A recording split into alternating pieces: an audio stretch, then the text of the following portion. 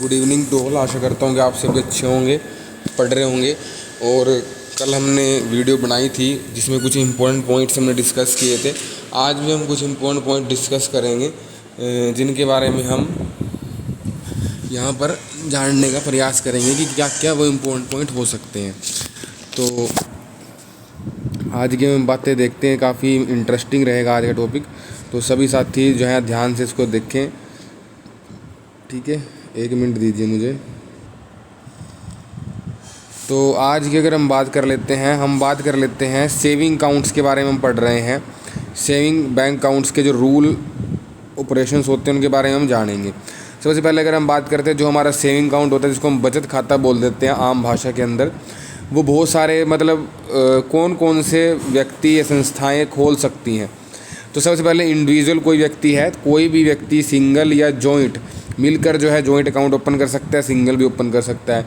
क्या minor account open कर सकता है? बिल्कुल कर सकता है। नाबालिग के नाम पर उनके प्राकृतिक या कानूनी रूप से नियुक्ति अभिभावक द्वारा खाता खोला जा सकता है, यानी कि या तो लीगल गार्जियन जो कोर्ट अपॉइंट करता है, या फिर नेचुरल मतलब जो मदर या फादर, ठीक है। प्रायोरिटी जो है मदर के साथ दी जाती है। उसके बाद अगर मदर ना हो तो फिर फादर के साथ खोलते हैं। अगर दोनों ना हो तो फिर लीगली अपॉइंट होता है। इसमें नाबालिग की जन्म तिथि लिखित में देना अनिवार्य है। 10 वर्ष से अधिक आयु के नाबालिग यदि उनके पास उम्र का संतोषजनक प्रमाण पत्र है तो वे स्वयं अपने नाम से खाता खोल और संचालित कर। मान लें 10 साल का कोई व्यक्ति है, 10 साल का कोई माइनर है, तो वो अपना खाता जो है खुद ऑपरेट कर सकता है, 10 साल या उससे ऊपर, ठीक है। ये ध्यान देना, खुद वो उसको जो है ऑपरेट कर सकता है। मेजर जब वो मेजर हो जाएगा, जब वो 18 साल का हो जाएगा, तो उसे फिर दोबारा अब बैंक में आना पड़ेगा, उसकी KYC वगैरह होगी, तो अपडेट किया जाता है। मतलब जब वो मेजर हो जाता है तो ये कंडीशन होता है कि मेजर होने पर अपडेट कराना रिक्वायर है, वरना अकाउंट जो होता है वो फ्रीज हो जाता है। अगर हम जॉइंट अकाउंट की बात करते हैं तो जॉइंट अकाउंट भी बहुत सारे टाइप के होते हैं, जैसे कि आइदर सर्वाइवर। भाई या तो मान लीजिए एक फादर है, वो चाहता है कि मैं अपने बेटे के साथ एक जॉइंट अकाउंट करवा लूँ, जॉइंट अकाउंट बैंक में खुलवा लूँ, और मैं चाहूँ तो मैं भी निकाल सकता हूँ पैसे, अगर मैं कहीं काम पर हूँ तो मेरा बेटा निकाल ले, तो वो होता है आइदर सर्वाइवर। एनीवन और सर्वाइवर तब होता है जब बहुत सारे बंदे हो। मान लीजिए 5 बंदों ने अकाउंट खुलवाया मिलकर, तो 5 में से कोई भी व्यक्ति जो है वो ऑपरेट कर सकता है। फॉर्मर और सर्वाइवर का मतलब ये है कि जब तक पहला व्यक्ति जीवित है तब तक तो वो करेगा, लेकिन पहले की अगर डेथ हो जाए तो दूसरा भी करेगा, उसके बाद दूसरा करेगा, ठीक है। ऑर्गेनाइजेशन कोई भी सोसाइटी है, क्लब है, एसोसिएशन है, ट्रस्ट है, हिंदू अविभाजित परिवार यानी कि ये होता है हिंदू अनडिवाइडेड फैमिली है, खाता खोल सकते हैं बशर्ते वे कोई व्यावसायिक व व्यापारिक लाभ यानी कि ट्रेडिंग और बिजनेस कंसर्न का काम ना करें। तो कोई भी सोसाइटी हो, क्लब हो, एसोसिएशन हो, ट्रस्ट हो, HUF हो, वो अकाउंट ओपन कर सकते हैं, लेकिन उनका ट्रेडिंग और बिजनेस अकाउंट नहीं होना, मतलब ट्रेडिंग और बिजनेस से रिलेटेड वो नहीं होनी चाहिए। तो एक इम्पोर्टेंट पॉइंट है कि कोई भी सोसाइटी है, क्लब है, एसोसिएशन है, ट्रस्ट है, HUF वो खाता खोल सकते हैं बशर्ते कोई भी जो है ट्रेडिंग और बिजनेस कंसर्न का काम ना करे। तो ये एक इम्पोर्टेंट पॉइंट यहाँ पर देखने को मिलता है। खाता हमेशा बैंक के अधिकृत अधिकारी यानी कि ऑथराइज्ड बैंक ऑफिशियल की उपस्थिति में ही खोला जा सकता है। मतलब ये नहीं क्लैरिकल अपने साइन कर देगा अकाउंट ओपन हो जाएगा, नहीं, उसको वेरीफाई कौन करेगा? जो ऑफिसर होगा, ठीक है। दस्तावेजों को कभी भी किसी बिचौलिए तीसरे पक्ष को नहीं सौंपना चाहिए। मान लीजिए सिंपल सी बात है कि जिसका अकाउंट है वही आएगा, तभी बनेगी बात। फिर स्मॉल अकाउंट जो होता है उसकी कुछ गाइडलाइंस हैं, वो आपको पता होनी चाहिए, ठीक है। तो स्मॉल अकाउंट की क्या क्या गाइडलाइंस होती है उनके बारे में हम यहाँ पर जानने का प्रयास करेंगे। यदि किसी ग्राहक के पास कोई भी आधिकारिक रूप से वैध दस्तावेज है यानी कि ऑफिशियली वेरीफाइड, ये पेपर के अंदर आता है OVD की फुल फॉर्म, ठीक है, तो उसको बोलते हैं ऑफिशियली वैलिड डॉक्यूमेंट। ये पेपर के अंदर क्वेश्चन आया हुआ है कई बार, ऑफिशियल वैलिड डॉक्यूमेंट है। जैसे कि अब ऑफिशियल वैलिड डॉक्यूमेंट आपके 6 प्रकार के होते हैं, 6 टाइप होते हैं। कौन कौन से होते हैं वो मुझे आप मैसेज में कमेंट में बताना। यहाँ पर मैं आपको 3 बता रहा हूँ। आधार कार्ड है, पैन कार्ड क्या OVD होता है, एक है voter ID card. Pan card वैसे OVD नहीं होता, ये ध्यान देना है। पैन कार्ड मतलब पैन कार्ड जो होता है वो OVD में, मतलब वो ऑफिशियली वैलिड डॉक्यूमेंट के अंदर नहीं आता है, ये आपको पता होना चाहिए। 6 डॉक्यूमेंट आते हैं, वो आपने बताना है, ठीक है। और अगर कोई व्यक्ति स्मॉल अकाउंट खोलता है तो उसके अंदर कुछ लिमिट्स हैं कि वो साल में जो है वो 1 लाख रुपए ही जमा कर सकता है, उससे अधिक वो जमा नहीं कर सकता। और 1 महीने में कुल जो विड्रॉल है या जो ट्रांसफ़र है वो 10,000 से अधिक नहीं हो सकती। मतलब 1 महीने में वो लेन देन 10,000 से अधिक नहीं कर सकता और साल में 1 लाख रुपए ही जमा कर सकता है। ये कंडीशन उस पर लगाई गई है। आप मुझे बताना कि OVD कितने टाइप के होते हैं। 6 होते हैं, मैंने बता दिया। कौन कौन से होते हैं कमेंट में ज़रूर बताना। मैक्सिमम बैलेंस किसी समय खाते में कुल शेष राशि 50,000 से अधिक नहीं होनी चाहिए, यानी कि 50,000 से ज़्यादा अमाउंट किसी भी समय नहीं रहना चाहिए। अगर उससे ऊपर बैलेंस है तो फिर उस अकाउंट तो नोटिस दिया जाएगा कस्टमर को कि ऐसे आप बैलेंस रख रहे हो तो उसको जर्नल में कन्वर्ट कराओ। ठीक है, आप इस स्मॉल अकाउंट में उसको नहीं रख सकते, मतलब स्मॉल स्कीम में उसको नहीं रख सकते हैं। उसके बाद वैलिडिटी पीरियड, यह खाता शुरुआत में केवल 12 महीने के लिए चालू रहेगा। यानी कि हम इस अकाउंट को, यानी कि अगर हम बात कर सकते हैं कि इसमें किसी भी समय जो बैलेंस है वो 50,000 से अधिक नहीं होना चाहिए। और जो वैलिडिटी पीरियड है, यह खाता शुरुआत में केवल 12 महीने के लिए चालू रहेगा। यदि खाताधारक इन 12 महीनों के दौरान OVD के लिए आवेदन करने का आधिकारिक प्रमाण पत्र प्रस्तुत करता है तो अगले 12 महीने के लिए और बढ़ाया जा सकता है। यानी कि जो स्मॉल अकाउंट है ना, स्मॉल सेविंग अकाउंट है, ये अकाउंट बिना किसी OVD के, अगर आपके पास कोई भी OVD नहीं है, आप एक खाली सिंपल कागज़ पर लिख कर देते हो टू ब्रांच मैनेजर सब्जेक्ट की प्लीज़ ओपन माय अकाउंट, मतलब सिंपल एक ब्लैंक पेज पर लिख कर दे दोगे तो ब्रांच मैनेजर को आपका अकाउंट खोलना पड़ेगा, उस ब्रांच को, शाखा को अकाउंट खोलना पड़ेगा। आपके पास कोई OVD नहीं है, ठीक है। लेकिन 12 महीने के अंदर अंदर आपको OVD का प्रूफ देना पड़ेगा कि हाँ मैंने OVD के लिए अप्लाई कर दिया है। तो इसे अगले 12 महीनों, तो अगर वो 12 महीनों के अंदर ऐसा प्रूफ दे दे तो हम क्या करेंगे, बैंकर क्या करेगा, 12 महीने के लिए इसको और बढ़ा देगा। यानी कि उसको टोटल 24 मंथ का टाइम मिलेगा। पूरे 24 महीनों के बाद इस व्यवस्था की समीक्षा की जाएगी कि हाँ उसने 12 महीने में डॉक्यूमेंट अप्लाई करने का प्रूफ दे दिया है, फिर अगले 12 महीने के लिए और टाइम दे दिया, भैया डॉक्यूमेंट जमा करा दे। ठीक है, अगर वो फिर भी नहीं कराता तो फिर तो उसे खाता बंद ही कर देना पड़ेगा, और तो कोई इलाज ही नहीं है जब वो नहीं करा रहा है। विदेशी फंड पर रोक, फॉरेन रेमिटेंस की अगर हम बात करते हैं तो इस खाते में किसी प्रकार की विदेशी धनराशि तब तक जमा नहीं की जा सकती जब तक ग्राहक की पहचान और पूर्ण KYC दस्तावेजों की जांच ना हो जाए। जब तक वो अपने OVD, आधार, पैन कार्ड, फ़ोटो, KYC नहीं करा लेता तब तक इस अकाउंट के अंदर फ़ॉरेन रेमिटेंस नहीं होगा। फ़ॉरेन रेमिटेंस पर रोक लगाई जाएगी। इस अकाउंट के अंदर फ़ॉरेन रेमिटेंस नहीं हो सकता है। आजकल आप देख भी रहे हो, अगर आप PNB से हो तो जो 17 में अकाउंट खुले हुए हैं, 17 में, तो उनमें बहुत दिक्कत आ रही है। सिस्टम जो है एरर दे रहा है, उनमें कैश डिपॉजिट भी नहीं होने दे रहा है। ठीक है, तो वो अभी RBI जो है वो शायद अभी, मतलब उसकी जो गाइडलाइंस है वो बैंक अभी इम्प्लीमेंट कर रहा है इन चीज़ों को। तो आपने देखा होगा दिक्कत आ रही है। जो PNB से उनको शायद पता भी हो, और बैंकों में भी आ सकती है, लेकिन अभी हम PNB का पढ़ रहे हैं तो उससे रिलेटेड हम जान रहे हैं। स्मॉल अकाउंट खोलने की कुछ शर्तें हैं कि मान लीजिए अगर जिसको स्मॉल अकाउंट खोलना है तो कैसे खोल सकते हैं। तो मान लीजिए ग्राहक को एक अपनी सेल्फ अटेस्टेड फ़ोटो ली जाएगी, बैंक का अधिकारी अपने हस्ताक्षर प्रमाणित करेगा कि खाता खोलने वाले ने उसकी उपस्थिति में हस्ताक्षर या अंगूठे का निशान लगाया है। सबसे पहले उससे एक फ़ोटो लेंगे, फ़ोटो पे वो अपने साइन कर देगा, और जो बैंक का ऑफिसर है वो क्या देखेगा कि मेरे सामने, मतलब वेरीफाई करेगा कि उसके सामने ही उसने जो है साइन वगैरह किए हैं या जो भी थंब इम्प्रेशन है, लेफ़्ट है, राइट है, लगाया है।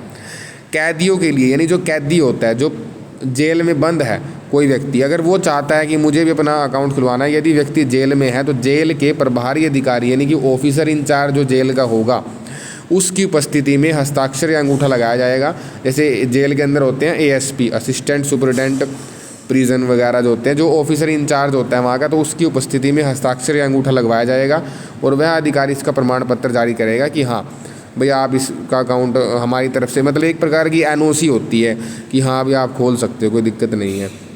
अब कुछ ऐसे अकाउंट है जिन पर सख्त मनाही है कि ये अकाउंट आपने खोलने ही नहीं है।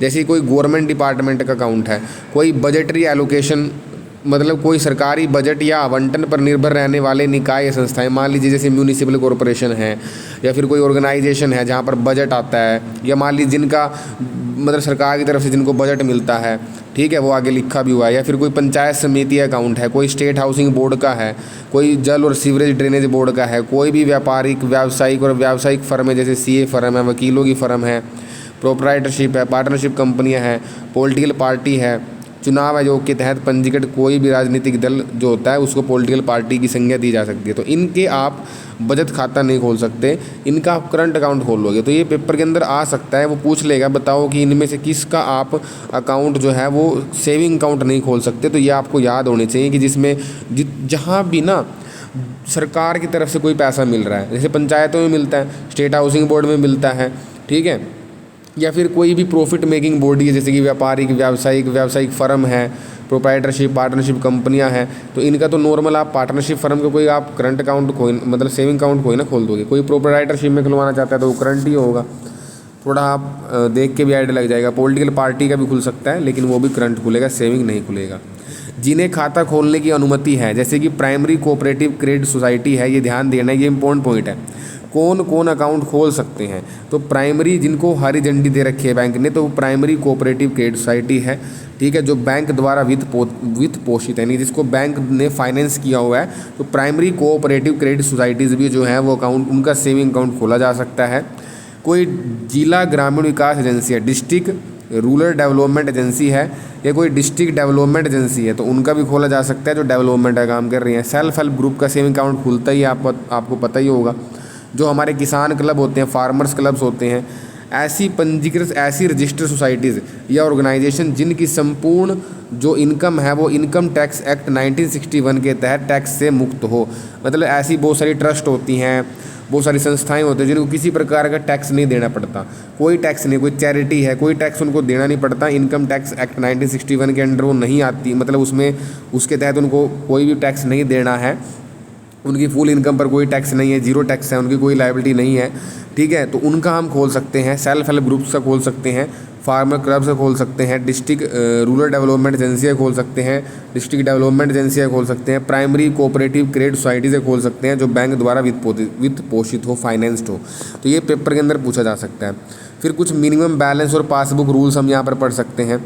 कुछ छूट दी गई है, यानी कि मिनिमम बैलेंस आपको रखने की ज़रूरत नहीं है, ठीक है, और ना ही अगर आप मिनिमम बैलेंस नहीं रखते, ना ही आपको कोई चार्ज देने। मान लीजिए जैसे स्टाफ अकाउंट होता है, अगर कोई पीएनबी का स्टाफ है तो उसके लिए विशेष बैंक ने कहा, विशेष तौर पर बैंक ने कहा हुआ है कि आपको मिनिमम बैलेंस रखने की ज़रूरत नहीं है, और ना ही आपसे कोई चार्ज लेगा बैंक, ना एटीएम कटते ना एसएमएस से कटते। दूसरा, जो भी पेंशन अकाउंट होते हैं उनका भी जो है कोई जो है वो मिनिमम बैलेंस रखने की आवश्यकता उनमें भी नहीं है।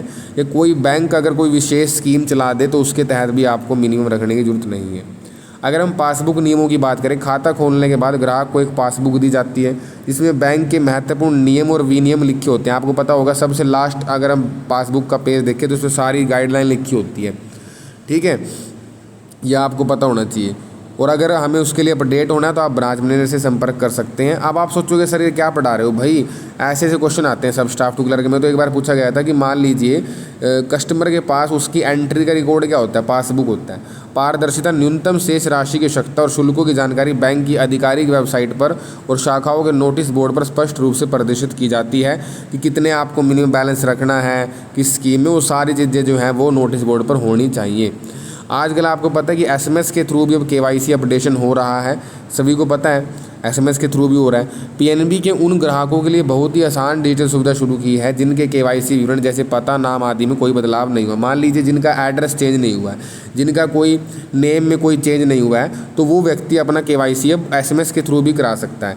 ऐसे सभी ग्राहक जिनका केवाईसी ड्यू हो चुका है, मान लीजिए उनके पास मैसेज आ गया कि आपको केवाईसी करानी है, आपका केवाईसी जो है वो ड्यू हो चुका है, इस दिन आपका ड्यू हो जाएगा, मैसेज आ जाता है पहले ही, अगले 90 दिनों के भीतर ड्यू होने वाला है। मान लीजिए आपके पास मैसेज आ जाता है कि आपका केवाईसी जो है वो 90 दिनों के भीतर ड्यू होने वाला है, या फिर आपके पास मैसेज आया कि आपका केवाईसी ड्यू हो चुका है, या आपको पता है कि मेरा 90 दिनों के भीतर ड्यू हो जाएगा, मैसेज आ जाता है ऑलरेडी।